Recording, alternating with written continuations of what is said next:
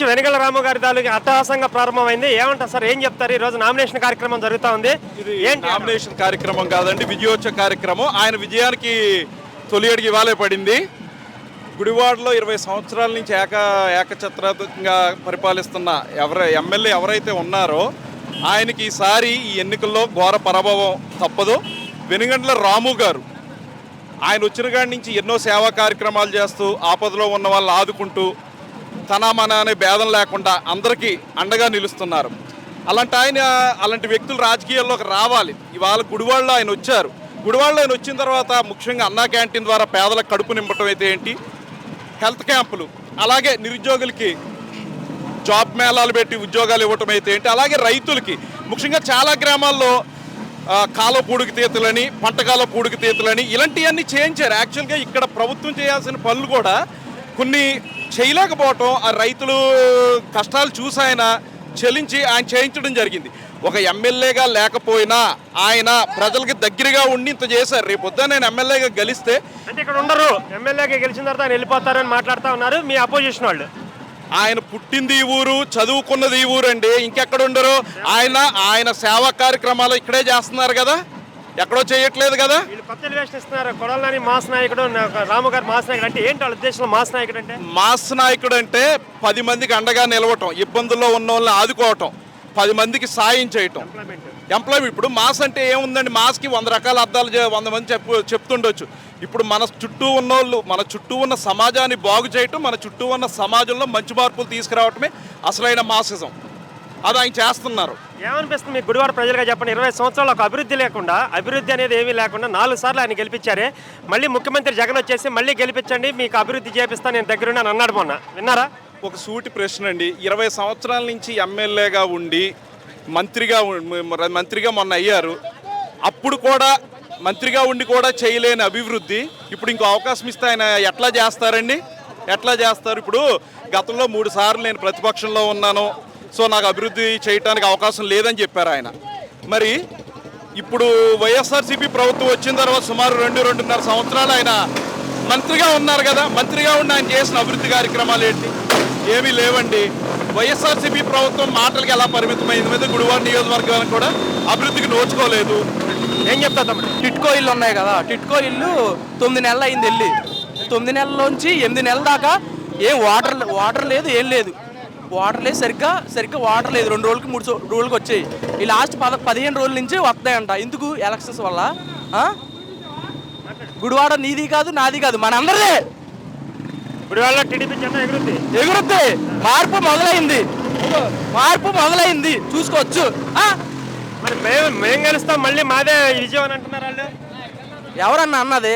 ఎవరు గెలిచేది? మేము గెలిచేది అక్కడ. ఎవరు గెలిచేది? వైసీపీ వాళ్ళే. అక్కడ టీడీపీ. జై రాము, జై రాము. నాయకులు మనుషుల గురించి కాదు, రాష్ట్రం బాగుపడాలి, నాయకత్వం మారాలి, ప్రజలు బాగుపడాలి, అందరూ సుఖంగా ఉండాలని కోరుకుంటున్నాను. అంటే నాయకుల గురించి పార్టీతో సంబంధం లేదు, రాష్ట్రం బాగుపడాలి, మంచి నాయకుడు రావాలి ఎవరైనా సరే. అది ఎవరు అనుకుంటారు? మంచి నాయకుడు అని ఎవరు అనుకుంటున్నారు? అది కూడా చెప్పాలి కదా. ఎవరంటే మన రాష్ట్రాన్ని అభివృద్ధి చేసేవాడే మంచి నాయకుడు. ప్రజల గురించి చెప్పడానికి ఏంటి ధైర్యం ఎందుకు చాలట్లేదు మీకు? చంద్రబాబు నాయుడు అని మీరు చెప్పడానికి ఎందుకు ధైర్యం చాలట్లేదు మీకు? ఉన్న సమస్య ఏంటి? ఇప్పుడు ప్రస్తుతం మనకు ఉంది ఆయనే కాబట్టి ఆ విషయాన్ని ఎందుకు ఓపెన్ గా చెప్పలేకపోతున్నారు? డౌట్ లేదు, ఆయనే చంద్రబాబు నాయుడే. ఆయన తరఫున వెనుగండ్ల రాము గారు. ఎందుకని అంత సంకోచిస్తున్నారు ఏంటి? సంకోచించట్లా, అస్సలు సంకోచించట్లా. అసలు పెద్దవారు బాగుపడాలి అంతే. చాలా సీనియర్లు చాలా చూశారు కదా, ఇన్ని రాజకీయ చరిత్రలో ఇన్ని ఎలక్షన్స్ చూశారు కదా. ఈ 5 సంవత్సరాలు అసలు నిజంగా ఇలాంటి వ్యక్తిని ఎక్కడన్నా చూశారు? అసలు జగన్మోహన్ రెడ్డి లాంటి వ్యక్తిని ఎక్కడన్నా చూడలేదు, ఎక్కడా చూడలే. చూస్తున్నారు కదా ప్రజలందరికీ. సమస్య ఎక్కడుందో తెలుసా? సమస్య ఎక్కడుందో తెలుసా? జగన్మోహన్ రెడ్డిలో కాదు, స్పందించని మనుషుల్లో. కరెక్టే మాట. స్పందించని మనుషుల్లో. చేసేవాడి కన్నా తప్పుని చూసి ఊరుకునే వాళ్ళదే పెద్ద తప్పు. ఒక మేధావి మౌనం దేశానికి చాలా ప్రమాదకరం. 100% కరెక్ట్. ఇప్పుడు కూడా మీరు వచ్చేసి ఇంకా ఏదో కొండకొచ్చి ముంత చేసినట్టు ఇంకా ఎందుకు అంత? అంటే మేము రాజకీయాలని పార్టీలని అట్లా కాకుండా మన రాష్ట్ర అభివృద్ధి ఎవరు చేస్తున్నారు తెలుసు అందరికీ, వాళ్ళే రావాలని కోరుకుంటున్నాం. అభివృద్ధి కావాలా, రాజకీయాలు కావాలి, అది గొంతెత్తి చాటాల. గొంతెత్తి చాటకపోతే, చదువుకున్నాడు ఓటే అయిపోతే మీకు తెలుసా అన్ని. అందుకే కదా నేను మళ్ళీ చెప్తున్నాను, ఈరోజు రాష్ట్రం ఈ దుర్గతికి కారణం చదువులేని వాళ్ళు కాదు, చదువుకున్న మూర్ఖులు, చదువుకున్న వాళ్ళు రోడ్డు మీదకి రాదు. మరి ఆయన వెనకాలండి నడిపించేదంతా ఐఏఎస్ ఆఫీసర్లే కదా. జగన్మోహన్ రెడ్డి వెనకాలండి నడిపించేది ఐఏఎస్ ఆఫీసర్లే కదా, సలహాలు ఇచ్చేది, ఆయన సపోర్ట్ చేసేది, కార్యక్రమాలన్నీ రాసేది ఎంత వాళ్ళేగా. మరి ఇలాంటి వాళ్ళేమో, చదువుకున్న మేధావులు అంటే వాళ్ళే కదా. ఇలాంటి పెద్దవాళ్ళేమో మాట్లాడరు. మాట్లాడాలా కొడాలి నాని గురించి అంటే భయం. బయట వాళ్ళేమో అనర్గళంగా మాట్లాడేస్తారు. తిట్టాల్సిన అవసరం లేదండి. తిట్టక్కర్లేదు. బట్ మీరు మాట్లాడే మాట, ప్రతి మాట జనాలకు వెళ్తుంది. విషయాన్ని ఆనందంగా చెప్పగలగాలి. ఆ చెప్పలేకపోవడంలోనే చంద్రబాబు నాయుడు ఫెయిల్ అయిపోయింది, క్యాడరు ఫెయిల్ అయిపోయింది, మీరు ఫెయిల్ అయిపోతున్నారు. ఇప్పుడు మీరు ఒక మాట అన్నారు, నాకెందుకులే అని. నాకెందుకులే అనుకుంటే తెలియనివాడు మారుతాడా? నాకెందుకులే అని నేను అనుకోవట్లా. మన రాష్ట్ర అభివృద్ధి మాకు కావాలి, దానికి మంచి నాయకుడు కావాలి. మన వీళ్ళు చేస్తారని, మనకి చంద్రబాబు నాయుడు చేస్తాడని నమ్మకం మాకుంది. కొడాలి నాని టీడీపీలో 2 సార్లు గెలిచాడు, వైసీపీలో 2 సార్లు. మనకు అనవసరం అండి అతని సంగతి, మనకు అనవసరం. మనకు కావాల్సింది అది అంతే. కానీ ఎమ్మెల్యేలు గెలవకుండా ముఖ్యమంత్రి చంద్రబాబు నాయుడు ఎలాగవుతాడు? అలాగది చంద్రబాబు నాయుడు తరఫు వెనుగంటి రాముని సపోర్ట్ చేయడానికే కదా మనం వచ్చాం. అది అంటే ఇతను చేసిన మంచి, అతను చేసిన చెడు కూడా తెలియాలి కదా జనాలకి. ఆ వెనుగంటి రాము బదులు మీరు నుంచున్నా మనకు కావాల్సింది చంద్రబాబు నాయుడు. అది ఎవరైనా రాష్ట్రంలో గెలవాలి అంతే. కానీ ఇక్కడ వీళ్ళు కూడా గుడివాళ్ళ బలంగానే ఉన్నారు. అవతల తరపున పార్టీ వాళ్ళు కూడా అని అంటున్నారు. జనాలకు రియలైజేషన్ వచ్చిందా? మరి జనాల్లో మార్పు రావాలి. ఒక మేధావుల్లో కాదు, జనాల్లో కూడా మార్పు రావాలి. తెలుసుకోవాలి మనం ఎన్ని ఇబ్బందులు పడుతున్నామో తెలుసుకోవాలి. ఇప్పుడు పేపర్లో రోజు రూపాయి ఇచ్చి 10 రూపాయలు లాగుతున్నాడు అంటున్నారు. అది గ్రహించుకోవాలి కదా జనాలు. అది మీ ద్వారానే జరగాలి. మా ద్వారా ఎలా జరుగుద్ది?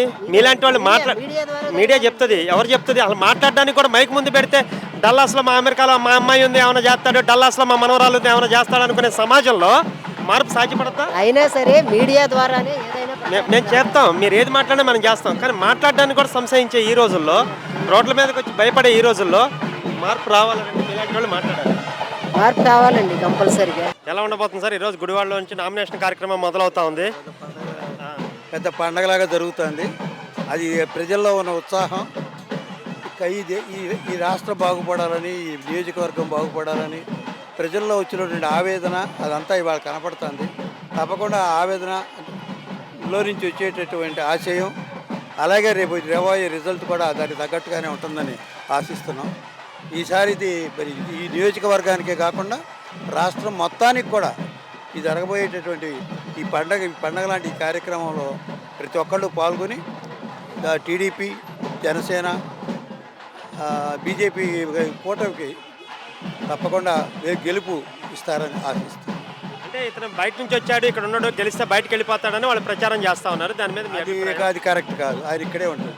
ఆయన అక్కడ ఉన్నటువంటి అమెరికాలో ఉన్న అప్పులు, ఆస్తులు అన్నీ కూడా ఆల్మోస్ట్ అక్కడ తీసేసుకుని అవన్నీ పూర్తి చేసుకుని ఇక్కడికి వచ్చాడు. ఆయన ఈ 5 సంవత్సరాలు ఇక్కడే ఉంటాడు, ఎక్కడికి వెళ్ళడు. ఇంకొక 5 సంవత్సరాలు కూడా ఇక్కడే ఉంటాడు. ఆ కాలేజీ పరిస్థితి, వాళ్ళ రాష్ట్ర పరిస్థితులు ఎట్లా ఉన్నాయో దానికోసమే ఇక్కడికి వచ్చాడు. దానికోసం తప్పకుండా ఇక్కడే ఉంటాడు. ప్రతి ఒక్కళ్ళకి ఉపయోగపడేటటువంటి వ్యక్తిగా ఉంటాడు. దాని గురించి ఏ అనుమానం ఉంది?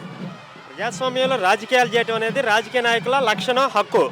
కానీ వ్యక్తిగత విమర్శలు చేసి వ్యక్తిగత దాడులు చేసినటువంటి ఇలాంటి వ్యక్తిని, కొడాలి నాని ఇలాంటి వ్యక్తిని ప్రజలు సమర్థించే పరిస్థితి ప్రజలు సమర్థించరు. వాళ్ళ ఏ జనబాహుల్యంలో ఎవరని కాదు, పైయాళ్ళ కిందాళ్ళ ఇంకొకళ్ళ కాదు, ప్రతి ఒక్కళ్ళు ఆయన మాట్లాడేటువంటి మాటల్ని ఎవరు హర్షించట్లా. అలాగే ఇప్పుడు అలా మాట్లాడిన వ్యక్తులు ప్రతి ఒక్కళ్ళు కూడా కాలగర్భంలో కలిసిపోయారు. కాబట్టి మనకు నోరు ఉంది కదా అని మాట్లాడితే మనకు భాష మీద పట్టు లేకుండా, భాషా వాత్సల్యం లేకుండా ఇష్టం వచ్చినట్టు మాట్లాడి వ్యక్తికి ఒక్కదాని వ్యక్తిని విమర్శించడమే కాదు, మొత్తం రాష్ట్రంలో ఉన్న ప్రజలను కూడా విమర్శించినట్టే అవుతుంది అది. కాబట్టి అది చాలా తప్పు. అలా చేసిన వాళ్ళందరూ కూడా పక్క రాష్ట్రంలో కేసీఆర్ కూడా అలాగే మాట్లాడాడు.